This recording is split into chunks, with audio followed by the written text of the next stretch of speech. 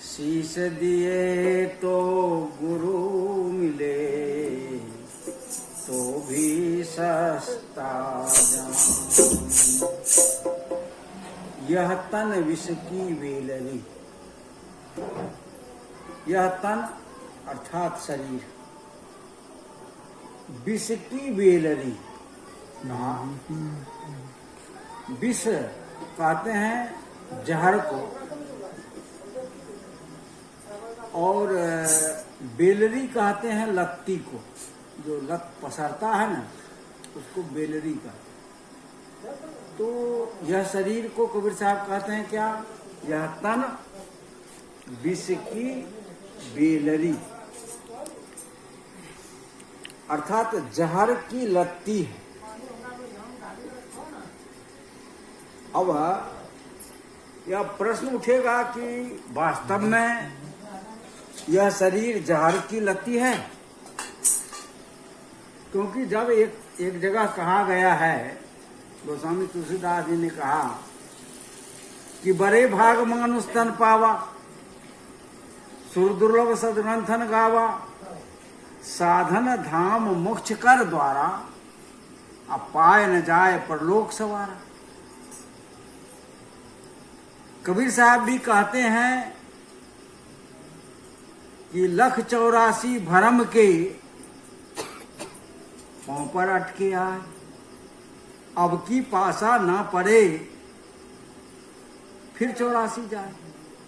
मानुष जन्म दुर्लभा बहुरी न बारंबार, अब पक्का फल जो गिर पड़े बहुरी न लागे डार। जो सदगुरु कबीर साहब यह बात कहे तो वही कबीर साहब कहते हैं कि यह तन विष की वेलरी। आखिर कबीर साहब इस तन को विष की वेलरी क्यों कहा?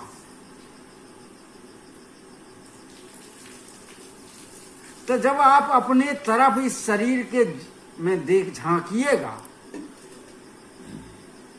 अभी मासिक सत्संग में जितने उपस्थित सेवक भक्त हैं, जब आप अपने शरीर में झांकिएगा, अपने आप में झांकिएगा, देखिएगा, तो कबीर साहब की जो यह साखी है 100% उतर जाएगी कि वास्तव में यह शरीर जो है विष की यानी जहर की ही लत्ती है। अब जहर की लत्ती क्यों कहा, विष की वेलरी क्यों कहा? इसलिए कहा कि देखो, आंख आपके पास है, आंख से हम रूप देखते हैं, लेकिन आंख से हम रूप देखते हैं तो क्या देखते हैं? इस आंख से आपके बाह्य आवरण को देखते हैं, काला गोरा लंबा नाटा सुंदर कुरूप को देखते हैं, कि आंख से हम उस तत्व को देखते हैं। किसको देखते हैं? मैं जानता हूं, जहां तक लोगों के अंदर जितने भी आंखें हैं जो देखती है, आंख से जो लोग देखते हैं वह काला गोरा लंबा चौड़ा सुंदर खराब यही देखते हैं।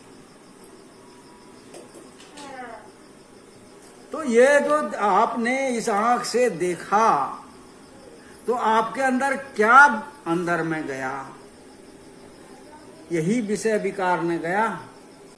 कान से आप शब्द सुनते हैं, तो कान से जब आप शब्द सुनते हैं, लोग निंदा शिकायत ज्यादा सुनता है, नहीं सुनता है? किसी का दुर्गुण अधिक सुनता है। गोस्वामी तुलसीदास जी ने कहा है, पर अघ सुनहि सहस्र दस काना। पर अघ सुनहि सहस्त्र दस कानम, अर्थात दूसरे के अवगुण, दूसरे की बुराई लगता है, आप कहने लगिए तो लगेगा कि सहस्त्र दस अर्थात 10,000 कान उसको हो जाता। इतना तो आप बताइए, इस कान से आपने क्या सुना? ये अभी सत्संग की जो बात हो रही है, अभी जो 1-1.5-2 घंटा से ये बात अच्छी बहुत नहीं लगी होगी बहुत आदमी को, या सुन भी रहे हैं तो इस कान से सुने, इस कान से निकाल दे, भीतर जाने ही नहीं दी। एक मूर्तिकार था, मूर्ति बना, तो उन्होंने 3 मूर्तियां बनाया। कितना मूर्ति बनाया? 3 मूर्तियां, और तीनों मूर्ति एक ही तरह का था, एक ही धातु का था, एक ही रंग का था, एक ही रूप का। समझ रहे हैं? लेकिन जब वह बाजार में गया बेचने के लिए तीनों मूर्ति का, तो दाम पूछा। ग्राहक दाम पूछेगा ना, तो बोला कि इस मूर्ति का कितना दाम है? तो एक मूर्ति का दाम बोला 1,00,000 रुपए। कहा 1,00,000? कहा दूसरी मूर्ति का बोला इसका कितना दाम है? कहा इसका 1 रुपया दाम है।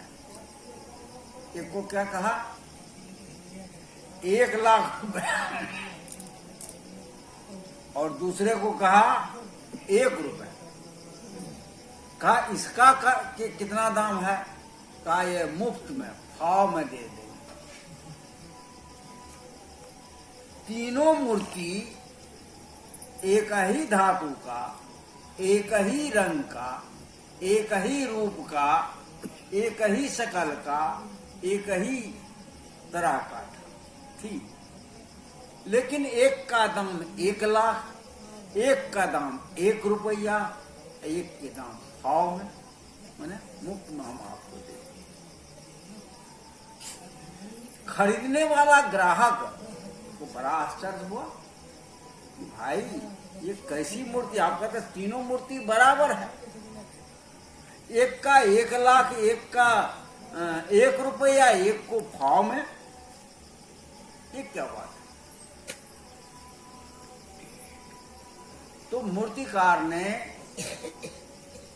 बताया, एक मूर्ति के कान में जो था, दोनों कान में छिद्र था, ठीक है, और उस छिद्र में उन्होंने कोई सामान डाला, लकड़ी डाली या और कोई चीज डाला, वह जो छिद्र में डाला तो वह उसका छिद्र था, ऐसे जाकर के ऐसे घूम गया भीतर, वो भीतर चला गया, और इस कान में भी डाला तो वो भीतर चला गया। कहा इसका दाम 1,00,000 रुपए। दूसरी मूर्ति, कहा इसका दाम 1 रुपया है। उसके कान में से डाला, इस कान से डाला और इस कान से सीधे निकल गया। कहा इसका दाम 1 रुपया है। और तीसरी मूर्ति वैसे थी जिसके कान में छेद ही नहीं था, न इधर से डाला गया न इधर से डाला गया। कहा ये भाव। ग्राहक ने कहा कि मैं ये समझा नहीं, थोड़ा सा समझाइए क्या बात है।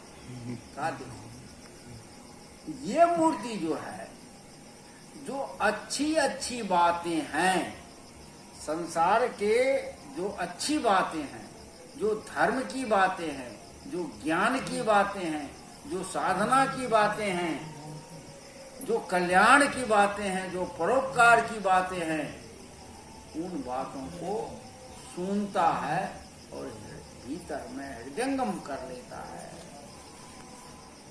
और जब हृदयंगमन करेगा तो इसका जीवन रूपांतरित होगा, बदलेगा। इसलिए इसका इस मूर्ति का दाम है 1 लाख। कहा ये मूर्ति का 1 रुपया क्यों है? कहा देखो ये मूर्ति अच्छी बात, ये मूर्ति भी अच्छी बात सुनता है, तो ये अच्छी बात सुनता है, इस कान से सुनता है और इस कान से निकाल देता है, भीतर में ले धरता नहीं है। जैसे सत्संग में गया, इस कान से सुना, उस कान से निकाल दिया, अपना जब तक बैठा तब तक बैठा, जब तक मन हुआ तब तक बैठा, चला गया, या बहुतों बैठा तो लोग कम से कम उसको सत्संगी तो कह दिया, लोग कम से कम उसको धर्मात्मा तो कह दिया, और कुछ वो अपना अंदर में धारण नहीं करता है, उसके जीवन में कोई बदलाव नहीं आता है, उसके जीवन में कोई रूपांतरण नहीं आता है। वो जैसे उसके अंदर में काम भरा होता है, क्रोध भरा होता है, लोभ भरा होता है, मोह भरा होता है, अहंकार भरा होता है, जितना भी दुर्गुण भरा होता है उसका निकलता नहीं है, क्योंकि वो भीतर को जाता नहीं। तो इसलिए इस मूर्ति का 1 रुपया है, क्योंकि ये सुनता है अच्छी बात जाकर के सत्संग में, इसलिए इसका दाम 1 रुपया। का इसको भाव में क्यों? का ये सुनबो नहीं करता है, ये धर्म की बात सुनता भी नहीं है, ये सत्संग में जाता भी नहीं है, कुछ भी नहीं, ये इसको इससे कोई मतलब नहीं है, इसलिए इसका भाव, इसका कोई दाम। तो मतलब यह है, आज जो लोग धरती पर, कहने मतलब ये उदाहरण है, लोग जो है धरती पर इसी 3 प्रकार के हैं, मूर्ति के मतलब इसी 3 प्रकार के। बहुत कम लोग हैं जो सत्संग में आकर के सुना और एक दिन में है ना उसका सुधार हो, एक बार में सुधार हो गया और अपने जीवन को बदल लेता है। कौन? जो सुन करके अपने भीतर में हृदय करता है। तो जो सुनता है भीतर ले जाता है,